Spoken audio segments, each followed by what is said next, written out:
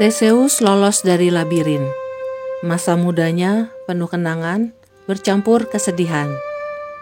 Theseus muda kini adalah raja, memimpin Athena dengan bijaksana, adil, dan tak haus kuasa.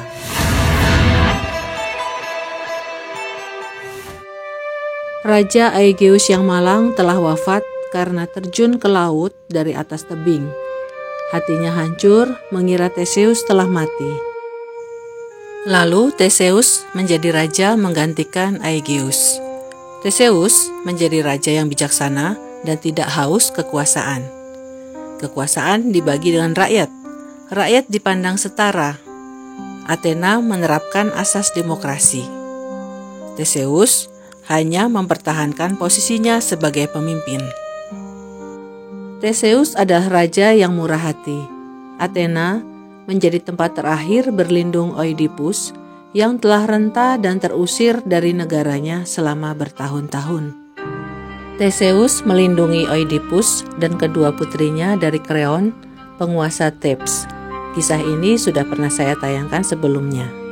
Ketika kerajaan Thebes dan kerajaan Argos terlibat pertempuran, Kreon melarang memakamkan jasad para pemimpin Argos dan membiarkan jasad mereka agar dimakan anjing dan burung pemakan bangkai.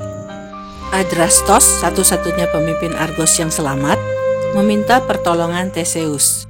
Theseus melakukan penyerangan ke kerajaan Thebes. Sebelumnya, Theseus mencoba melakukan pendekatan pada Kreon pemimpin Thebes agar dapat mengambil jasad para pemimpin Argos. Namun karena Kreon menolak, maka Theseus melakukan penyerangan. Ketika kemudian Theseus mengalahkan Kreon, Theseus tidak melakukan penjarahan dan tidak menduduki Thebes. Theseus hanya mengambil jenazah para pemimpin Argos. Setelah jenazah-jenazah itu dimakamkan, pasukannya pun pulang kembali ke Athena. Theseus yang menyukai petualangan terlibat dalam tugas ke-9 Herakles atau Hercules sepupunya itu. Tugas ke-9 dari Eurystheus untuk Herakles adalah mendapatkan sabuk atau korset milik Hippolyta, Ratu Amazon. Hippolyta sebetulnya bersedia memberikan sabuknya dengan sukarela. Namun Dewi Hera yang membenci Herakles menimbulkan kekacauan dengan menyebarkan hoaks yang mengadu domba antara Herakles dengan suku Amazon. Terjadilah pertempuran yang akhirnya membuat Hippolyta terbunuh oleh Herakles. Kisah ini sudah pernah saya bahas di video saya sebelumnya tentang Herakles. Di dalam peristiwa itu, Theseus menculik Antiope, saudari kandung Hippolyta, dan membawanya ke Athena untuk dijadikan istri. Tapi ada versi lain yang menceritakan bahwa Antiope meninggalkan suku Amazon atas keinginannya sendiri karena jatuh cinta pada Theseus. Untuk membalas kematian Hippolyta, suku Amazon menyerang Athena. Terjadilah perang yang disebut Perang Attika atau Perang Amazonomakia. Kota Athena adalah bagian dari kerajaan Attika yang dipimpin oleh Theseus.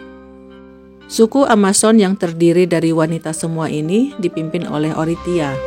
Dalam pertempuran ini, Antiope meninggal dunia karena terkena panah dan kemudian dimakamkan di Athena. Sebelum perang terjadi, Antiope melahirkan anak laki-laki dari Theseus bernama Hippolytos. Antiope menjadi satu-satunya prajurit Amazon yang menikah. Perang akhirnya berakhir dengan kemenangan kota Athena.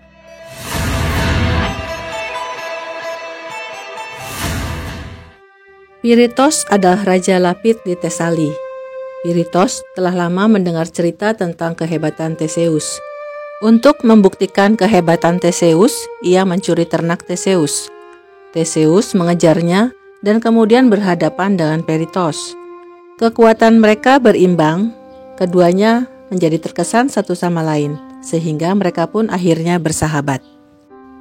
Kesukaan Theseus dalam berpetualang membawanya pada perburuan babi hutan Kalidon. Babi hutan Kalidon ini adalah keturunan babi Kromion yang dulu pernah ditaklukkan oleh Theseus. Babi tersebut dikirim Dewi Artemis untuk merusak wilayah Kalidon, sebuah wilayah pegunungan di pantai utara Korintus. Penyebabnya adalah karena rajanya, Oineus, gagal dalam menghormati ritual terhadap para dewa.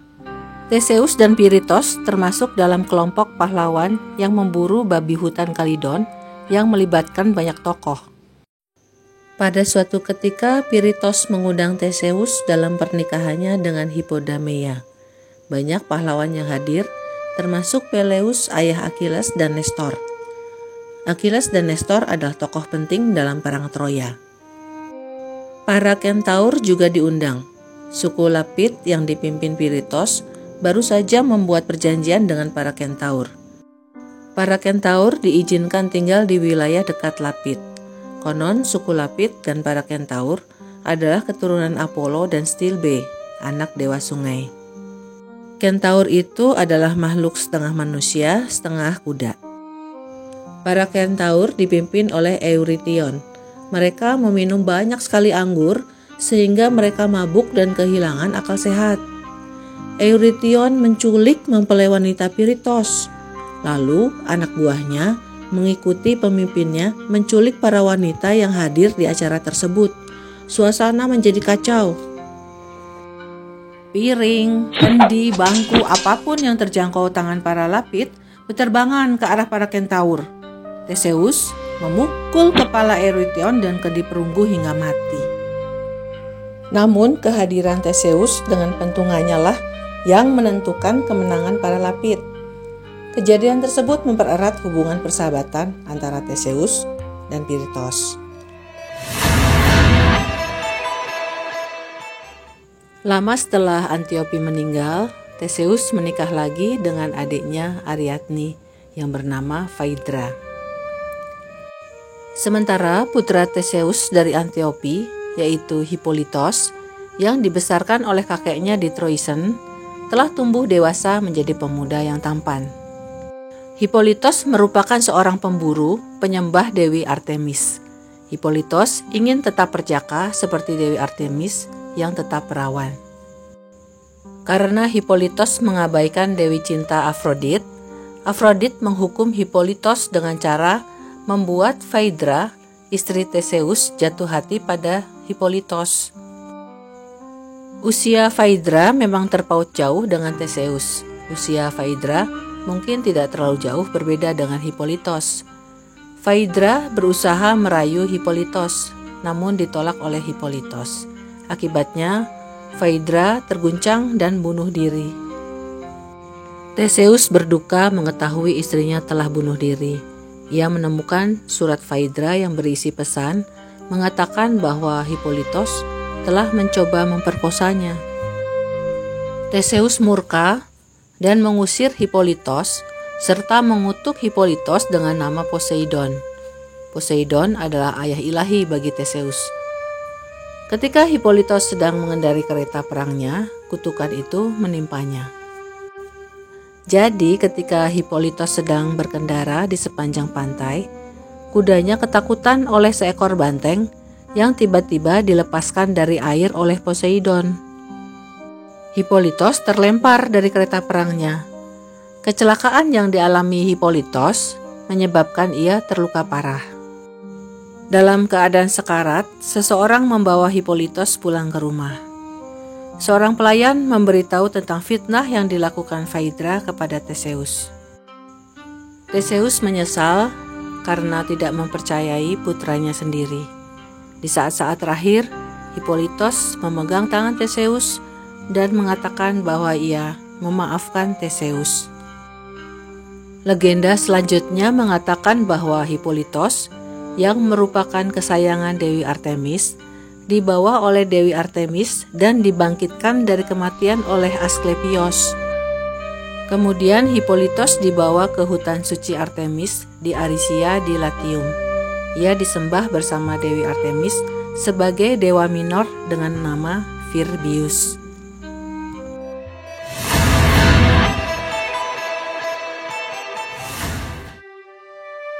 Theseus semakin tua. Tragedi yang menimpa anak dan istrinya membuat Theseus kehilangan kebijaksanaannya. Theseus juga terpengaruh sifat Pirithos yang gegabah.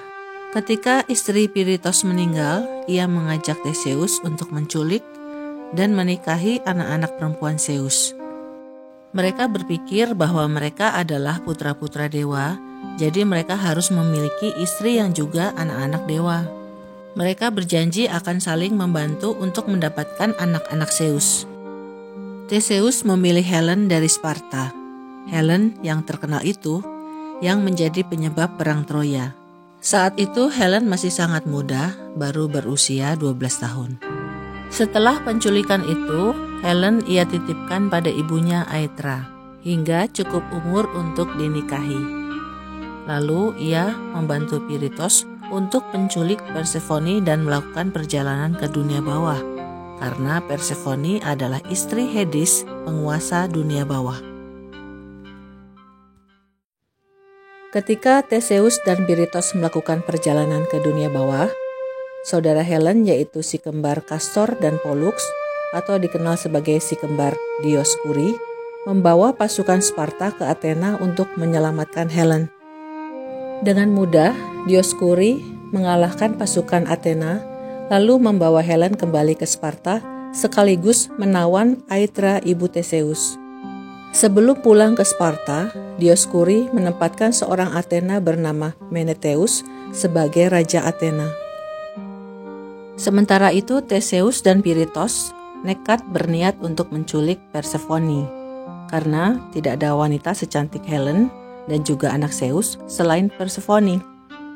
Hades, suami Persephone, mengetahui niat mereka dan menangkap mereka berdua.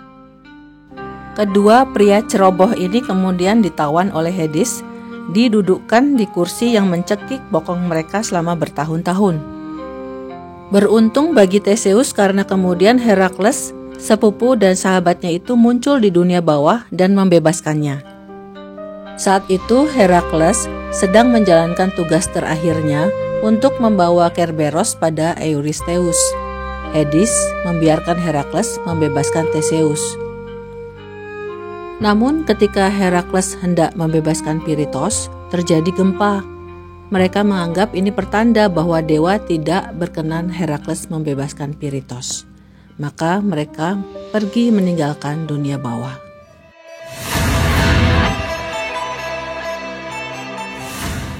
Ketika Theseus kembali ke kota Athena, ia harus menghadapi kenyataan pahit bahwa Athena tak lagi sama dengan ketika beberapa tahun lalu ia tinggalkan. Tahtanya sudah direbut oleh Menestheus dan ibunya telah diculik dan dijadikan budak oleh Dioskuri. Kedua anaknya yang masih hidup ia kirim ke Euboea.